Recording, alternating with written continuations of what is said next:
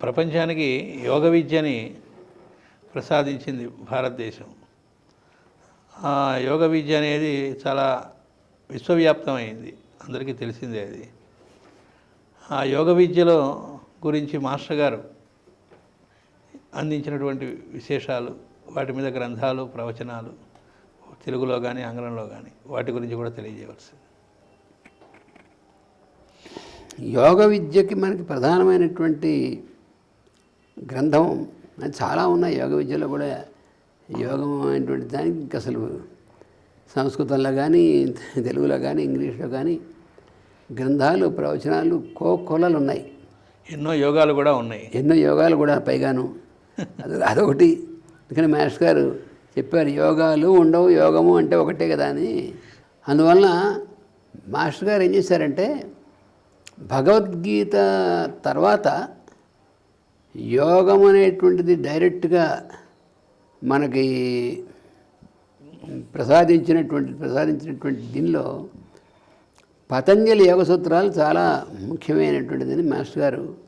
ఎందుకంటే పతంజలి యోగ సూత్రాలు direct practical application. Master గారు ఏం చెప్పారంటే, మిగతా చాలా గ్రంథాలు నాయన యోగాని గురించి చెప్తాయి, ఇది యోగాని గురించి చెప్పడం కాదు, యోగ జీవనం. అంటే యోగా లిటరేచర్ వేరు, యోగా ప్రాక్టీస్ వేరు, యోగా లివింగ్ ఇన్ యోగా. ఆ యోగ జీవనం అనేటువంటిది మనకి ఇవ్వగలిగినటువంటిది ఈ పతంజలి భగవద్గీత తర్వాత మళ్ళీ పతంజలి యోగ సూత్రాలు అనేటువంటిది మాస్టర్ గారు చేసి, ఈ పతంజలి యోగ సూత్రాలకి పాశ్చాత్య దేశాలకు కూడా ఆలిస్ ఏ బెయిలీ యొక్క 24 గ్రంథాల్లో ఒక గ్రంథం లైట్ ఆఫ్ ది సోల్ అనేటువంటిది పతంజలి యోగ సూత్రాల వ్యాఖ్యానం అయితే, ఆ వ్యాఖ్యానంలో మాస్టర్ గారు ఏం చెప్పారంటే, అది మాస్టర్ గారు కాబట్టి చెప్పగలిగారు. ఆ మాస్టర్ గారు చెప్పింది ఏంటంటే, అందులో మాస్టర్ జ్వాలకూలు గారు డిక్టేట్ చేసిన పార్ట్స్ కొని, ఇది కాకుండా స్వతంత్రంగా ఆలిస్ ఏ బెయిలీ ట్రాన్స్లేట్ చేసినటువంటిది కొంత పార్ట్. ఈ రెండింటిలో కొంచెం వ్యత్యాసం ఉంది డెఫినెట్గాను. అవి పూర్తిగా ఆయన డిక్టేట్ చేసినటువంటిది, ఆయన డైరెక్ట్గా ఆయన మాస్టర్ కాబట్టి ఆవిడ కొన్ని అందుకొని కొందేమో తను స్వతంత్రించి చేసినటువంటి భాగాలు అవి ఆయన ఐడెంటిఫై చేసి, ఏది ఆవిడ స్వతంత్రించి చేసినటువంటిది, ఏది జ్వాలకూలు మాస్టర్ చేసినటువంటిది, అది డిఫరెన్షియేట్ చేసి మనకి చెప్పగలిగినటువంటిది అది చాలా కష్టం. అది ఎవరికి కూడా సాధ్యమైన పని కాదు, తెలుస్తుంది మామూలుగా తెలియదు. అలాగా ఈ పతంజలి యోగ సూత్రాలు అనేటువంటి దానికి ముందు మొట్టమొదటిగా ఆయన ఏం చేశారంటే,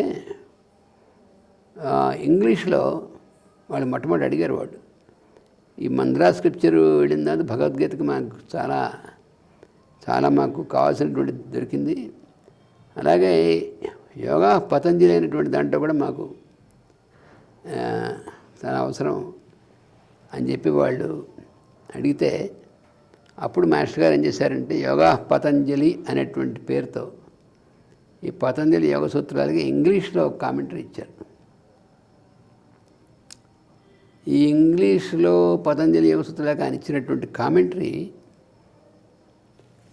అది చాలా అసలు అంటే ఆ సూత్రాల్ని సెగ్రిగేట్ చేసి ఏ సూత్రాన్ని ఇలా కనెక్ట్ చేసుకోవాలనేటువంటిది ఇచ్చి, అంటే ఊరికనే A to Z సూత్రాలు అలాగా చేసుకుంటూ వెళ్ళడం కాకుండా వాళ్ళ మెంటాలిటీని దృష్టిలో పెట్టుకుని ఎటు నుంచి ఎలా ఇస్తే వాళ్ళకి పూర్తిగా అంతుందో ఆ రకంగా ఆ ఎఫారిజమ్స్కి ఇంగ్లీష్లో కామెంటరీ ఇచ్చారు. అది యూనిక్. అది యూనిక్. ఆయన ఏదైనా యూనికే, అది సందేహమే ఉంది. ఆ కామెంటరీ ముందు వచ్చింది ఇంగ్లీష్లో. రాగానే వెంటనే ఆ దేశాలకి అవి అందించడం జరిగింది. అది ముందు పార్ట్ 1, పార్ట్ 2 2 పార్ట్లుగా వచ్చింది. అది రాగానే వాళ్ళకి అందిస్తే వాళ్ళు మొట్టమొదటి ఫ్రెంచ్లో ట్రాన్స్లేట్ చేసినటువంటిది మాస్టర్ గారు ఎర్లియర్ డేస్లో ముందు వెళ్ళినప్పుడు బెల్జియంలో దిల్తిస్ అనేటువంటి ఒక ఆయన గురించి మాస్టర్ దీంట్లో కూడా రాశారు, ట్రాక్ పశ్చిమాలో. ఆయన ట్రాన్స్లేట్ చేశాడు ఫ్రెంచ్లోకి. తర్వాత మళ్ళీ ఇంకో గ్రూప్ కూడా ఫ్రెంచ్లోకి చేశారు. తర్వాత జర్మన్లో ఇంగే గారు ట్రాన్స్లేట్ చేసింది యోగా పతంజలిని కూడా జర్మన్లోకి. ఇలాగా ఈ యోగా పతంజలి అనేటువంటిది ఆ సూత్రాలకు ఇచ్చినటువంటి కామెంటరీ మనకు ఒకసారి చదవగానే అర్థమైనట్టుగా ఉంటుంది. అక్కడ అదొక తమాషా ఉంది అందులో. మనం అసలు అర్థం కాకపోవడం ఏమి ఉండదు అందులో. మనకి ఇవి కూడా అంతే. భగవద్గీతకి మనకి శంఖారావం ఉంది. అది మనం చాలా నెంబర్ ఆఫ్ టైమ్స్ చాలాసార్లు చదువుకోవాలి. ఎందుకంటే చదువుతుంటే మనకి అంతా అర్థమవుతుంది. కానీ దాన్ని ఆచరణలో పెట్టిన తర్వాత చదివితే ఇంకా బాగా అర్థమవుతుంది. అది అక్కడ ఉన్నటువంటి అసలు కీ అంతా అక్కడ ఉంది. అంటే ఆ సబ్జెక్ట్ని అర్థం చేసుకోవాలి అనే చేసేటువంటి ప్రయత్నం అయితే అర్థమవుతుంది. కానీ అప్లికేషన్ అనేటువంటిది అందులో ఇచ్చారు. దాన్ని అప్లై చేసుకున్న తర్వాత అప్పుడు చదివితే మనకి రియలైజ్ అవుతాం. అప్పుడు మనకి మంచి చేంజ్ వస్తుంది. అలాంటి విధంగా యోగా పతంజలికి ఆ సూత్రాలకు ఆయన ఇచ్చినటువంటి కామెంటరీ. అందువలన ఆ దేశాల్లో ఇప్పటిదాకా చాలా ఇంగ్లీష్లో పోయింది కామెంటరీస్ ఉన్నాయి. పతంజలి యోగ సూత్రాలకి పాశ్చాత్య దేశాల్లో కూడా కొంతమంది చాలా మంచి కామెంటరీస్ ఇచ్చారు. తర్వాత వివేకానంద స్వామి కూడా ఆయన ఇచ్చారు పతంజలి యోగ సూత్రాలకి. అది చాలా మంచిదిగా ఉంటుంది. కానీ ఈ మాస్టర్ గారు ఇచ్చినటువంటిది వాళ్ళకి వాళ్ళ లైఫ్కి దారి చూపించేటువంటి ఒక దీపంలాగా వాళ్ళకి పనికొచ్చింది. చాలామందికి నిజమైనటువంటి సాధకులు అక్కడ చాలామంది ఉన్నారు. మరి రుడాల్ఫ్ గారు లాంటి వాళ్ళందరూ ఆయన జర్మనీలో ఒక ఆయన ఉండేవారు, యోగానస్ వీడర్ అని. ఆయన గురించి తర్వాత మేము చెప్తాం వెళ్ళిన. ఆయన వీళ్ళందరూ మాస్టర్ గారు ఇచ్చినటువంటి ఆ పతంజలి యోగ సూత్రాల కామెంటరీ చదువుకున్న తర్వాత వాళ్ళకి చాలా వాళ్ళు చెప్పారు, అందులో ఉన్నటువంటి డైరెక్షన్, అందులో ఉన్నటువంటి వెలుగు అది వాళ్ళకి చాలా ఆనందాన్ని ఇచ్చింది. డైరెక్షన్ ఇస్తూ ఉన్నటువంటిది అది ఇచ్చారు. తర్వాత జెనీవాలో మాస్టర్ గారిని ఒకసారి ఒక లెసన్స్గా చెప్పమని అడిగారు. చెప్పమని అడిగినప్పుడు మాస్టర్ గారు ఏం చేశారంటే ఒక 5 లెసన్స్లో ఇచ్చారు. అంటే అప్పుడు ఈ సమాధి పాదం, ఈ పాదం ఇలా ఈ వ్యాసలో కాకుండా మొత్తం దీన్ని ఒక 5 లెసన్స్లో ఇచ్చారు. ఏరియల్ వ్యూ లాగా. అదే lessons on the yoga Patanjali అని వాళ్ళు పబ్లిష్ చేశారు. IPS జెనీవా నుంచి పబ్లిష్ చేశారు. తర్వాత మనం కూడా పబ్లిష్ చేసుకోవడం జరిగింది ఇండియాలో కూడా. అది మళ్ళీ ఇంకో డైమెన్షన్. అంటే ఒక స్టూడెంట్ దీన్ని ఒక దీనిగా చదువుకోవాలంటే, ఆ లెసన్గా చదువుకోవాలంటే సూటబుల్ ఫారంలో అది ఇచ్చారు. అదొక యూనిక్ ఇది. తర్వాత అంటే ఇంగ్లీష్లో ఈ 2 ఇది. తర్వాత ఆయన లెక్చర్స్ కూడా ఉన్నాయి వేరే చోట్ల పతంజలి యోగ సూత్రాల గురించినటువంటి డిఫరెంట్ లెక్చర్స్ ఉన్నాయి. ఆ లెక్చర్స్ దేనికదే మళ్ళీ మనకి చదివేసాం కాబట్టి మనకు అదేంటి అవి చదువుకోవాల్సిందే. అవి వినొచ్చు లెక్చర్స్.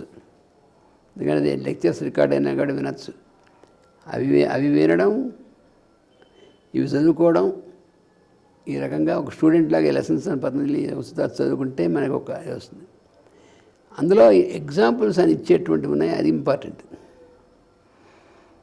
ఇది మెయిన్. అసలు ఆయన ఇచ్చినటువంటిది commentary, Patanjali lessons, Patanjali commentary అనేటువంటిది.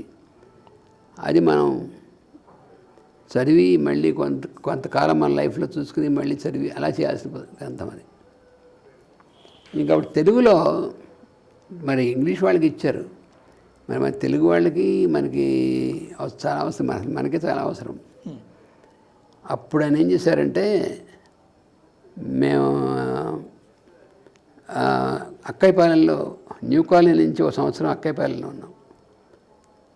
ఆ అక్కయ్యపాలెంలో ఉన్నప్పుడు రోజు సాయంకాలం ఈ పతంజలి యోగ సూత్రాల మీద ప్రసంగాలు చేశారు. అది ఎక్కడ చేశారు? విశాఖపట్నం. ఇంట్లోనేనా? ఇంట్లోనే, విశాఖపట్నంలో. ఎప్పుడు కూడా న్యూ కాలనీ ఇంట్లోనూ అక్కయ్యపాలెం ఇంట్లోనూ ముందు వరండాలనే డిస్పెన్సరీ, ఆ వరండాలనే సాయంకాలం ఎప్పటికీ అందరూ వస్తే, అంటే న్యూ కాలనీలో ఉన్నప్పుడు పెద్ద వరండా అది. అందుకని లలితా సహస్రనామ వ్యాఖ్యానం అంతా అక్కడ చేశారు. న్యూ కాలనీలో ఇంట్లో ఉన్నప్పుడు లలితా సహస్రనామానికి వ్యాఖ్యానం ఒక సంవత్సరం అంతా కంప్లీట్గా. అది రికార్డ్ అయిందా అండి?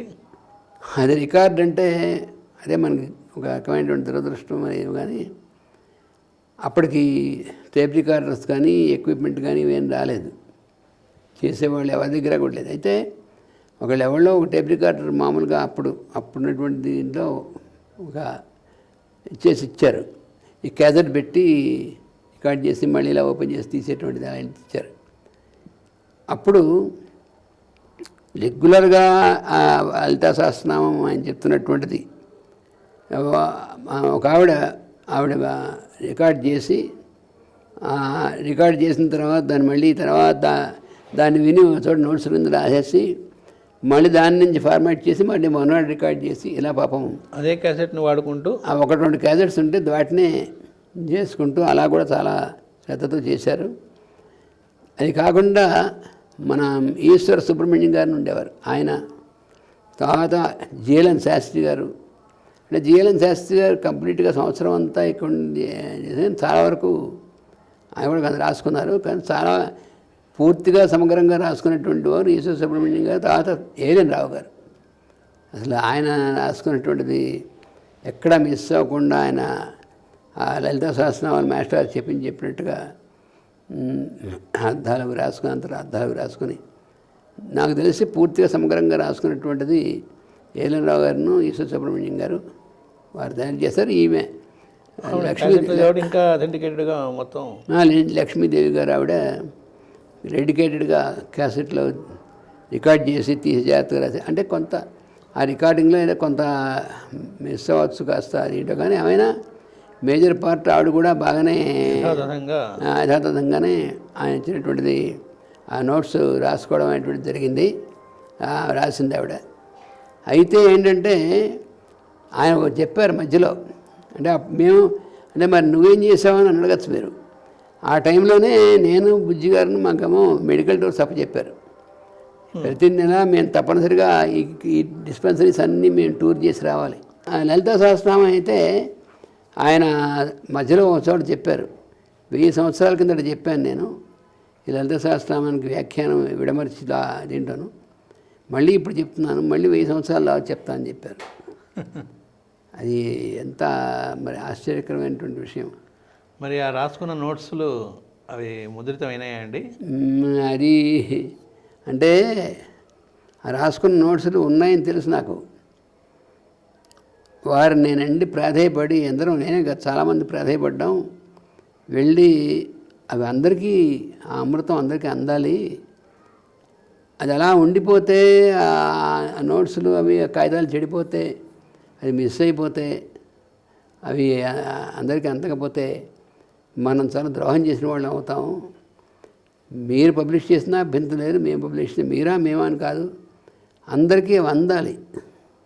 మళ్ళీ 1000 సంవత్సరాల దాకా మనకి చెప్పేదాకా మనం ఎప్పటిదాకా వెయిట్ చేయాలండి మనం. అందుకని దయచేసి ఇది చేస్తే ఎంత ప్రాధాయపడినా మరి ఏం కారణాలు తెలియదు, మరి ఆయన సంకల్పం మరి ఏమో అస్సలు బయటికి రానివ్వలేదు. ఆయన ఇచ్చినటువంటి నోట్స్ ఆధారంగానే, ఆయన చెప్పినటువంటి వ్యాఖ్యానం ఆధారంగానే దానికి ఒక శాస్త్రీయంగా ఇంకొక దీంట్లో డైమెన్షన్లో జీఎల్ శాస్త్రి గారు వ్యాఖ్యానం రాశారు లలితా సహస్రనామం మీద. ఆ తర్వాత ఏఎల్ఎన్ రావు గారు కొన్ని చోట్ల లలితా సహస్రనామం క్లాసెస్ కండక్ట్ చేశారు. ఆ క్లాసుల్లో ఆయన మళ్ళీ వివరణ ఇచ్చారు మంచిదే. కానీ మాస్టర్ గారు ఇచ్చింది డైరెక్ట్గా అందించిన తర్వాత, ఇప్పుడు మాస్టర్ గారు భగవద్గీత వ్యాఖ్యానం ఇచ్చారు, అందించిన తర్వాత మళ్ళీ నేను భగవద్గీత క్లాస్ చెప్పాను అనుకోండి, ఓకే, అలాగో ఆటోమేటిక్గా దాని మీద చేసినటువంటిది మేము చేస్తాం. అది అందించకుండా ముందు అది కాస్త దాచిపెట్టేసి మనం దాని మీద క్లాసులు చెప్పినా వ్యాఖ్యానాలు చెప్పినా ఏం చెప్పినా ఆయన ఇచ్చింది యాజిటీగా అందించడం అనేటువంటి బాధ్యత మరి ఎందుకు పెద్దవాళ్ళు కూడా మరి అలా చేసాం. మేము చాలాసార్లు ప్రయత్నం చేసాం. మేమే ఇక్కడికి వచ్చి దాన్ని కాపీ చేసుకుని వెంటనే పబ్లిష్ చేస్తూ ఉన్నాం. మేమన్నీ మీరు మాకు ఇచ్చేయక్కర్లేదు, ముందు ఇస్తే కాపీ చేసుకొస్తాం. పోనీ ఇవ్వకపోతే మేము ఇక్కడికి వచ్చి కూర్చుని కాపీ చేసి తీసుకువెళ్ళి వెంటనే పబ్లిష్ చేస్తామండి. మాకు వేరే దురుద్దేశం ఏం లేదు. ఆయన పేరుతో ఆయన ఇచ్చినటువంటిది పబ్లిష్ చేసి అందరికీ అందించడం తప్ప, దయచేసి మాకు అంటే ఏం చెప్పినా మరి ఏ కారణం చేత మరి వాళ్ళు ఎందుకు అంత పెద్దవాళ్ళు కూడా ఎందుకంటే చేశారు అనేటువంటిది మనకు తెలియదు. మరి ఎవరిని అనలేము. అటు ఆవిడ నోట్సు ఆవిడంత విధిగా చేసినటువంటిది ఆవిడే ఇచ్చేసింది. ఈ సుబ్రహ్మణ్యం గారు పోయిన ఆయననే మాకు ఇచ్చుంటే అదేనా మేము పబ్లిష్ చేసేవాళ్ళం డైరెక్ట్గా. మరి అది అక్కడ వాళ్ళకి ఇచ్చేశారు. మరి ఏఎల్ఎన్ రావు గారి దగ్గర ఉన్నటువంటిది మరి ఆయనకి ఇచ్చేసారో ఆయన దగ్గర ఉంచారు, ఏదైనా సరే మొత్తానికి బయటికైతే రాలేదు. కానీ ఈ మధ్యనే వినదేవుడు అంటే ఈ జనవరి గురు పూజలు తర్వాతనే వినదేవుడు అంటే ఈ మధ్యన లలితా సహస్రనామం మాస్టర్ గారి వ్యాఖ్యానం చిన్న పుస్తకం వేశారు, 200 నామాలకి ఇచ్చారట. మరి అందులో పూర్తిగా మాస్టర్ గారు ఇచ్చిందే యాజిటీగా వేశారా, మరి లేకపోతే దాన్ని ఏమైనా ఎడిట్ చేశారో ఏమో మనకు తెలియదు. ఇంకా చూడలేదు, పుస్తకం చూస్తే కానీ తెలియదు. ఆ వ్యాఖ్యానం అనేటువంటిది ఆయన ఎంత విలువైనటువంటి వ్యాఖ్యానం. మరి మనకి సరే మనకి అందిన బోర్డు ఉన్నాయి, అందినటువంటి వాటిని మనం సద్వినియోగం చేసుకుంటే మరి ఆయన మళ్ళీ ఆయన అందిస్తారో చూద్దాం. రావాలంటే పైగా ఆయన చెప్తున్నప్పుడు ఒక్కోసారి అందులో ఉన్నటువంటి క్యారెక్టర్స్, ఆ ఆకారాలు, ఆ దైవీటువంటిది అక్కడ ఉన్నటువంటి వాళ్ళకు కూడా దర్శనం ఇచ్చేటువంటి ఆ స్థితిలో ఉండేది. ఉదాహరణకి ఆయన ఒకసారి మహాభారతంలో ద్రౌపది గురించి చెప్తుంటే ఆ భారతం ఆయన ప్రవచనం చేస్తుంటే రామాలయంలో ఆ ద్రౌపది అక్కడికి ఆవిడే ఆ వెలుగు కనిపించి చాలామంది అందరికీ దర్శనం ఇచ్చింది ఆవిడ. అందుకని అలాగా ఆయన ఏ దేవతల గురించి కానీ ఆయన చెప్తున్నారో వాళ్ళు అక్కడ ఆ వెలుగు దర్శనం అందరికీ ఇవ్వడం. మామూలుగా ఏదో ఒకరికంటే వీళ్ళదే హ్యాల్యూషన్ అలా కాదు. ఆ ప్రజెన్స్ అనేటువంటిది అందరికీ ఆయన దీని ద్వారా రావడం అనేటువంటిది ఇది చాలా విశేషం. చాలామంది అనుభూతి పొందినటువంటి వాళ్ళు ఉన్నారు. అది చాలా విశేషం. అందుకని లలితా సహస్రనామం అంటే మనకు అనిపిస్తుంది, అయ్యో లలితా సహస్రనామం 1000 సంవత్సరాలకు ఒకసారి ఆయన చెప్తుంటే మరి మేమేమో మాకు అప్పచెప్పినటువంటి దీనివల్ల ఆయన ఏ లెక్చర్స్ పూర్తిగా అంటే లెక్చర్స్ విన్నాం కానీ మేము పూర్తిగా అక్కడ కూర్చుని విని నోట్స్ రాసుకునేటువంటి అవకాశం మాకు దొరకలే. ఒకసారి నేను ఆయనతో అన్నాను, మేము ఎక్స్ప్రెస్ చేసాం. మరి మేమేమో మీరు అంత అసలు యునీక్ అయినటువంటిది అవి మీరు చేస్తుంటే అందరూ నోట్స్ రాసుకుని అందరు చక్కగా శ్రద్ధగా చేస్తుంటే మేము కూర్చుని విని రాసుకోవడానికి కావాల్సినటువంటి అవకాశం లేకుండా పోయిందంటే అలా అనుకోక్కర్లేదు. నేను చెప్పిన పని మీరు చేస్తూ ఉంటే అందులో ముఖ్యంగా ఆ సేవా కార్యక్రమం అటువంటి చాలా ఇంపార్టెంట్. అందుకని నేను చెప్పినటువంటి పని మీరు వెళ్ళి ఆ డిస్పెన్సరీ వర్క్ అని చెప్పినటువంటి పని మీరు చేస్తుంటే ఇవి అనేటువంటిది ఎప్పుడు ఆ సమయం వస్తే మీకు అందుతుందని చెప్పారు. మీరు అంతవరకు మరి మరి లలితా సహస్రనామం గురించి చాలా ఇప్పుడు అనుకున్నప్పుడల్లా అయ్యో మనం మిస్ అయ్యామని కొంత అనిపిస్తుంది. కానీ తర్వాత మిస్ అయ్యేదామని ఆయన ఇప్పుడు అందిస్తే అప్పుడు అందుతుంది మనకి అనేటువంటిది కూడా అది ఒక పక్కన ఉంది.